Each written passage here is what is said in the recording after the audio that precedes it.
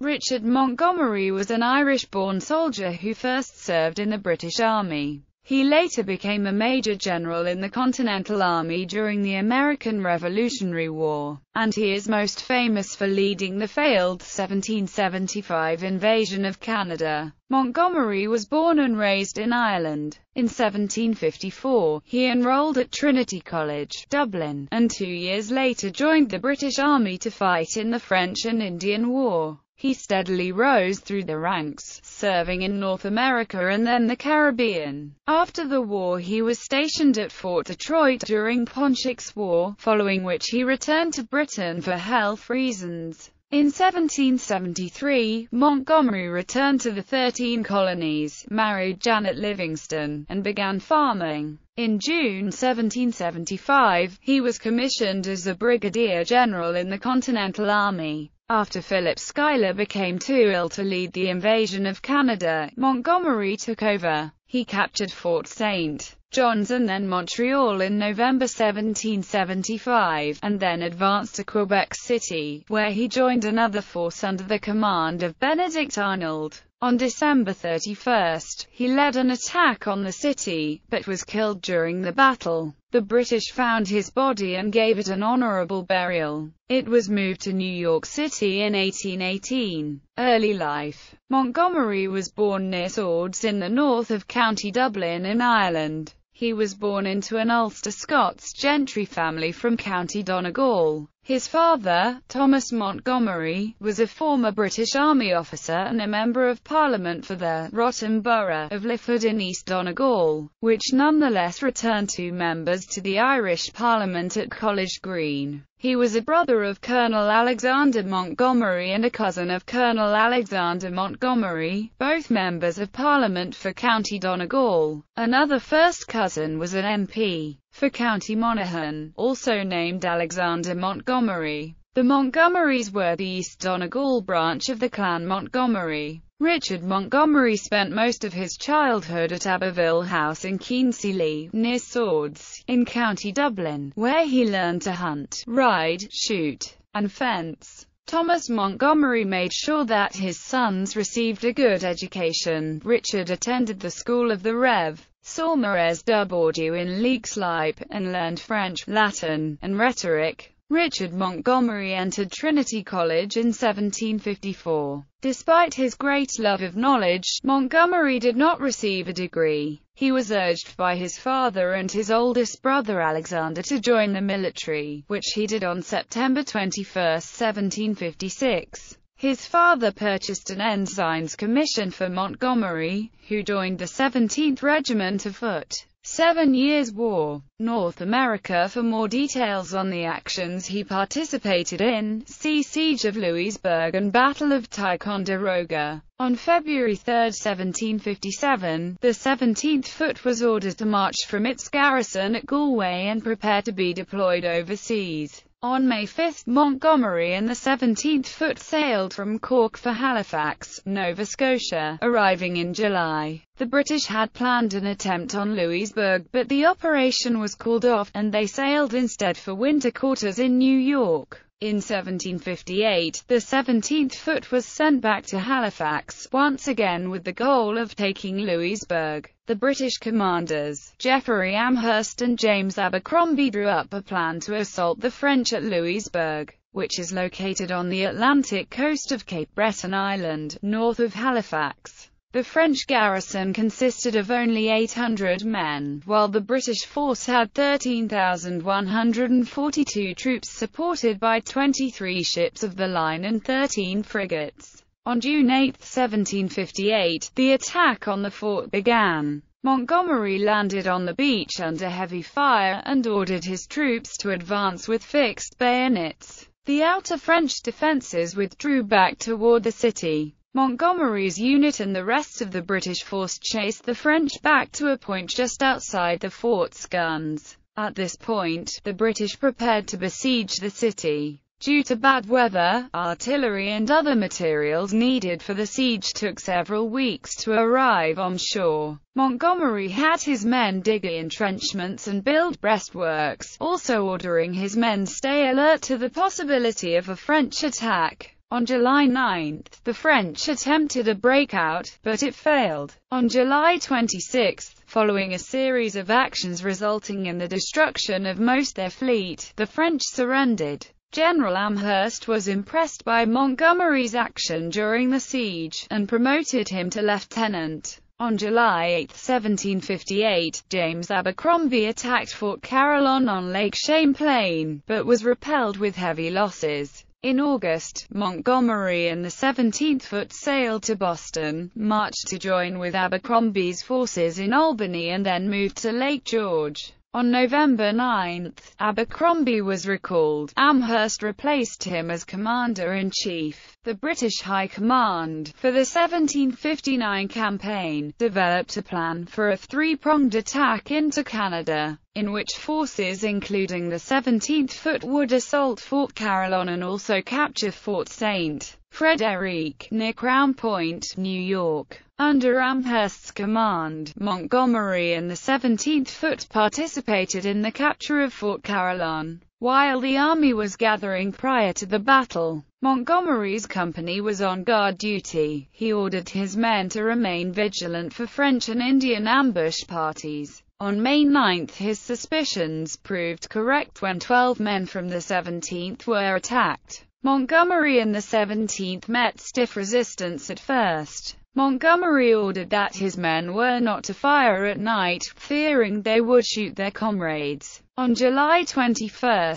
the army began its movement toward Fort Carillon. By the 26th they were in position outside the fort's walls, from which the French had already withdrawn most of their forces to Fort St. Frederick. That night, after some exchange of cannon fire during the day, the French blew up Carillon's powder magazine, and Fort St. Frederick the next day, and withdrew to the far end of Lake Champlain. The 17th, which was placed under the command of Major General Robert Monckton late in 1759, spent the winter on garrison duty in the Mohawk River Valley. On May 15, 1760, Monckton named Montgomery as regimental adjutant, a position awarded by the commanding officer to the most promising lieutenant in the regiment. In August, the 17th Foot joined with the Lake Champlain Division, and set out from Crown Point to participate in a three-pronged attack on Montreal. The 17th Foot captured the Isle-aux-Noix and Fort Chambly before meeting with the two other divisions outside Montreal. The Marquis de Vaudreuil, Canada's French governor, seeing that the city could not be defended, surrendered the city without a fight.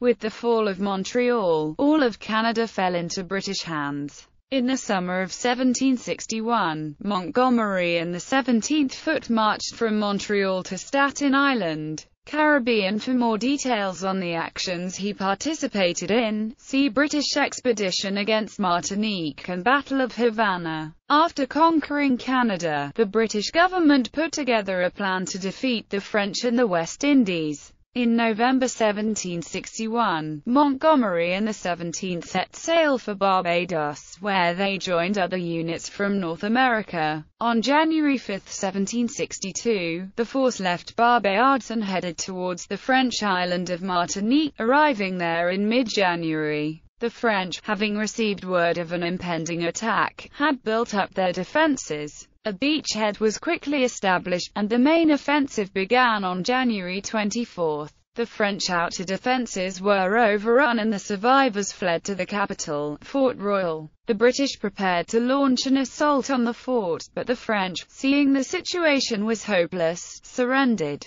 On February 12, the entire island surrendered. After the fall of Martinique, the rest of the French West Indies, Grenada, St. Lucia, and St. Vincent, fell to the British without a fight. On May 6, 1762, in award for his actions in Martinique, Lieutenant Colonel John Campbell promoted Montgomery to captain and gave him command of one of the 10 companies of the 17th Foot. Spain entered the war in 1761 as an ally of France. The British High Command believed that capturing Havana would destroy the lines of communication from Spain to its colonial empire. On June 6, the assaulting British forces arrived 7 miles off the shore of Havana. The 17th Foot, including Montgomery's company, was to capture Morro Fort, the key to the Spanish defense of the city. British battleships bombarded the fort, silencing all but 2 Spanish guns.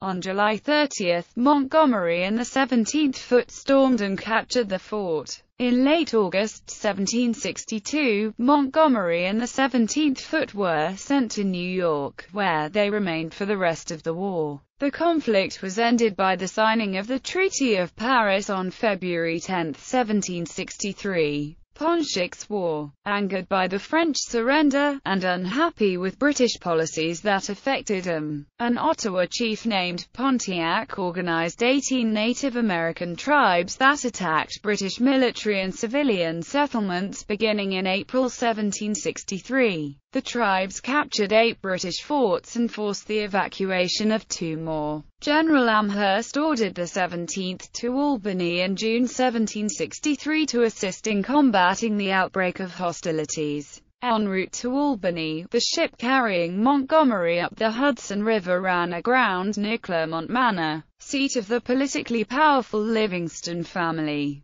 While the ship was refloated, the Livingstons played host to the officers who were aboard the vessel. Montgomery was at this time introduced to Robert Livingston's 20-year-old daughter Janet. While it has never transpired exactly what happened between them at this time, Janet noticed that the young Montgomery was not with the regiment when it returned to New York. The 17th was first assigned to garrison duty at Fort Stanwix, where Montgomery remained until 1764. In 1764, Montgomery applied to Colonel Campbell and General Thomas Gage for leave to return to England, as his service in the Caribbean had taken a toll on his health. Gage granted the leave, directing Colonel Campbell to give it as soon as possible. Campbell, whose officer ranks had been depleted in the Caribbean campaign, would only grant the leave after the upcoming expedition. The British in 1764 organized 2 expeditions to combat the native uprising.